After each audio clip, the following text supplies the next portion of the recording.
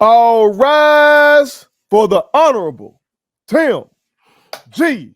Mhm. Jacob Yeah, as yeah. he presides here on the realest, most entertaining sports show in the game. Yes, sir. Put it on something. Hey, I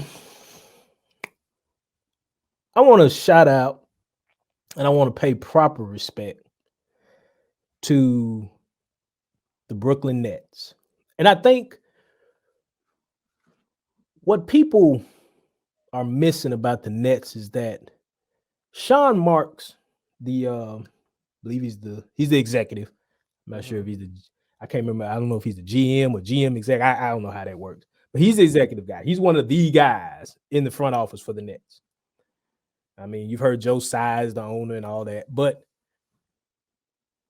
they fixed the problem by simply leveraging assets and still maintaining organizational structure. Mm-hmm. So let me explain. We all know about in 2019 KD coming to the Nets. We all know that. At that time, he was still injured. Uh, Missed a year, right? And in that time, if you remember in 2019, the year before Durant came in 18-19 season, the Nets were a playoff team led by the leadership of Sean Marks and company. Kenny Atkinson was the head coach. They were 42-40. D'Lo was an all-star, I believe, that year with the Nets. So they, of course, got exited in the first round. But that team consisted of D'Lo, Jared Allen, Karis LeVert. Good talent, really good talent. Durant comes to town. Short, of course, right after that, Kyrie signs. We all knew, we all know about the story of Kyrie as a net. We all know, Mm-hmm. right? Right. So Kyrie gets there. Of course, KD's missing for that time, for that frame of time. Durant's not there. Kyrie's the leader, quote unquote. Didn't quite work out. Beef with Kenny Atkinson. Ran him out. Jacques Vaughn came in, ironically, was 7-3 his last 10 games of the season. Then next year, Steve Nash comes to town. We all know the uproar about Steve Nash, him getting that job. He was 48-24. And of course, they leveraged the Harden trade. Brooklyn set themselves up for the future with that Harden trade. They gave up Jared Allen, they gave up Torian Prince. Houston sent a lot of picks, or got a Mm-hmm. lot of picks from Brooklyn, a lot of pick swaps, all this stuff. Brooklyn got a 24 second round pick. Okay. So they gave up, they gave up a lot. They got Harden back. Supposed to work, right? Mm-hmm. Then of course, that year, I think KD came back like the last 30 some games of the season. They had the playoff push where they ran the Celtics out the gym 4-1, then turned around and they lost to the Bucks by a toenail, as Skip Bayless likes to call it, Mm-hmm. in a game 7. All right. Next year, of course, still a lot of tension with Nash as the head coach. Mm-hmm. Then we all start hearing about the fallout, the big fallout, the big drama between Harden and Kyrie. Of course, Kyrie still ain't coming to work. KD just wanting to hoop. Mm-hmm. He's undoubtedly the guy. And if you look at all the things that happened over that course of time, where you got the issues with Kyrie not showing up, Harden being kind of the guy getting browbeaten by everybody else, by the media and everything. Mm-hmm. Then you got KD, who he was the crown jewel to begin with when he came. So they don't really give KD a lot of smoke, right? Because when he comes, he's giving you 100%. He's gonna ball. He's gonna do his thing. You know what you got there. And KD ain't making a lot of waves in terms of PR. KD is KD. Mm-hmm. All right. They move Harden to the Sixers, right? They get back Ben Simmons. and some other stuff, some other picks and all that, right? Okay. So you move Harden, you get a bunch of picks back, stack those picks. Then of course, Nash gets ran out of town, and finally they give Jacques Vaughn the job, right? Mm-hmm. Which I've always said was a smart move to give him the job, not make him interim, give him the job because I think Jacques Vaughn can coach. Right. All right. So now, what you gonna do with the two guys that came in 19? What you gonna do with them? Well, you're gonna move Kyrie to Dallas. You get back Dinwiddie. You get back Dorian Finney-Smith. You get picks, whatever. Durant, Cam Johnson, Mikal Bridges, Jay Crowder. Lots of picks, loads of picks.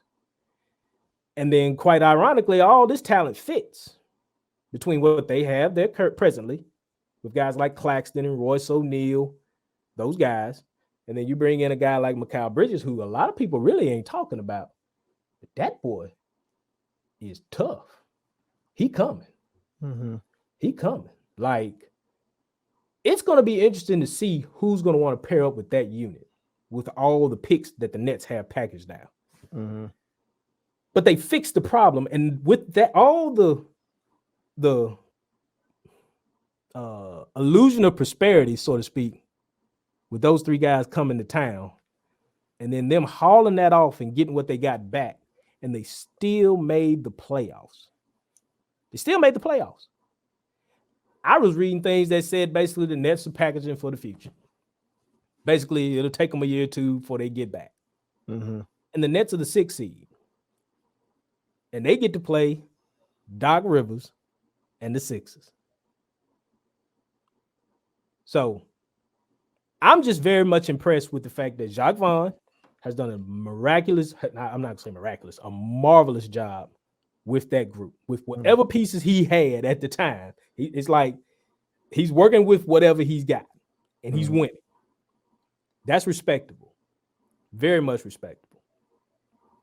They got a haul of picks. I think they got 12 or 13 first-round picks. Now, I think they owe Houston some picks, but they got a lot of picks from Phoenix. They got pick swaps coming in the future, all this stuff. But they got a lot of picks that they can leverage and use and move.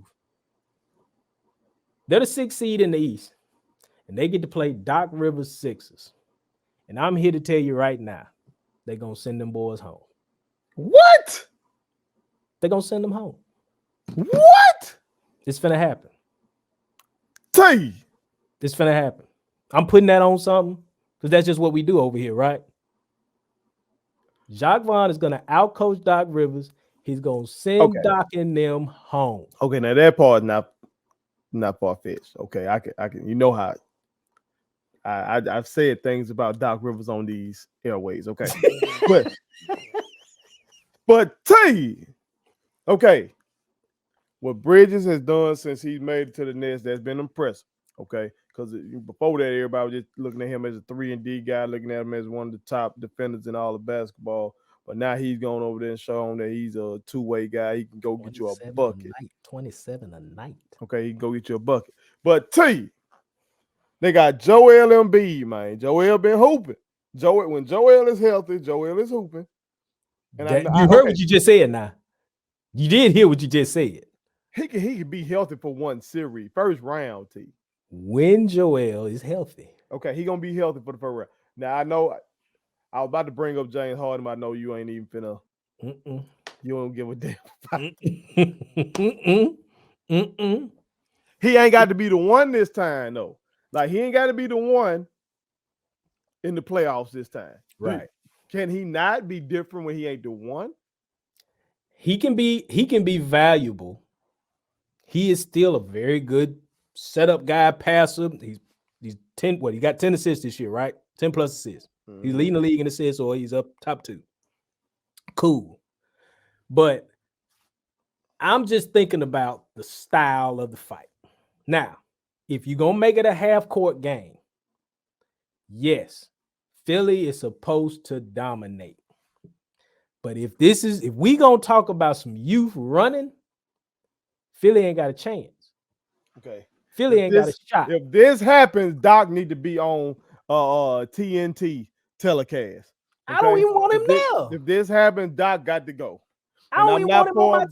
TV. I just saw something that said yesterday that the black unemployment rate is the lowest in history. Okay, but mm-hmm. that black man got to be unemployed then if he lose this. Okay, you got Joel Embiid, who I would say on my NBA MVP ballot, he got to be. He ain't gonna win it for me. Okay, it's Giannis for me. Okay, yeah, Okay. it's Giannis. But You heard what Doc said. I would have to take him number 2. Okay, then you got Harden, who he should have some pressure off of him now and just see. Okay, just 20 and 10, 22 and 10. That's all he got to do, and he can conserve some of that energy and give you something defensively. You still got a guy like wait, Maxey. You got Maxey. You got wait. Tobias Harris over here that made all this money, and he's a 4th guy now. Has anybody seen Tobias Harris this season? Anybody found Bobby? He's a 4th guy now. he got a lot of money, but he ain't got a lot of responsibility no more. I'm just gonna say like this. I know this is far-fetched, but I love what the Nets are right now.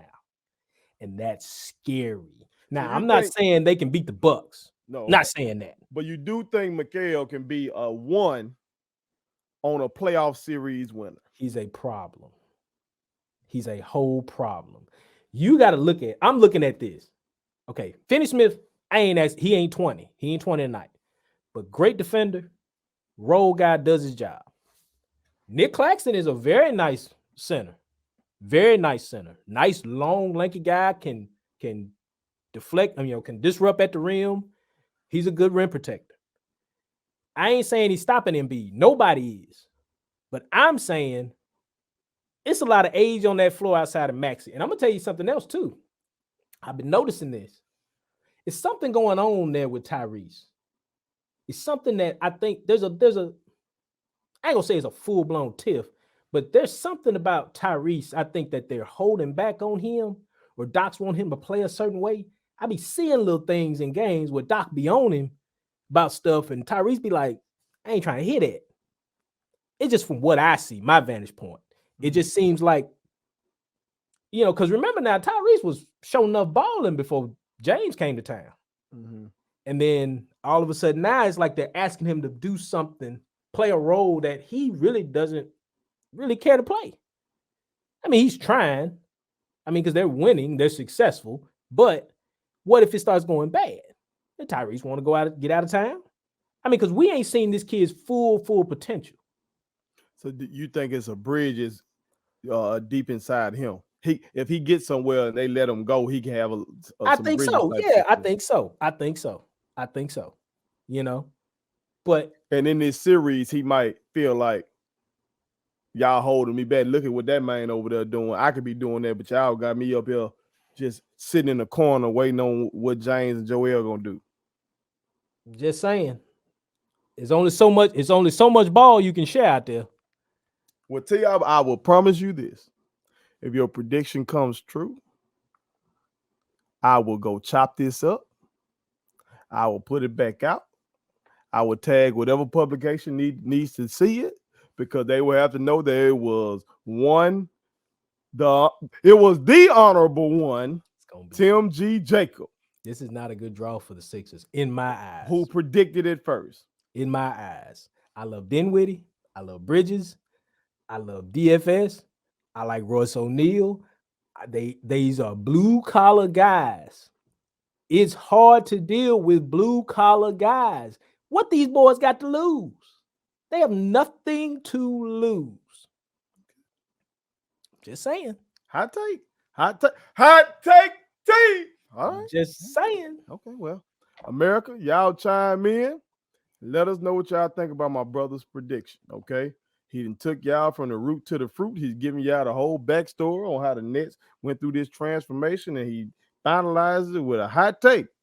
In his opinion, Brooklyn Nets would knock off the Philadelphia 76ers, They going to that. who most are saying it's going to be the MVP. So we shall see.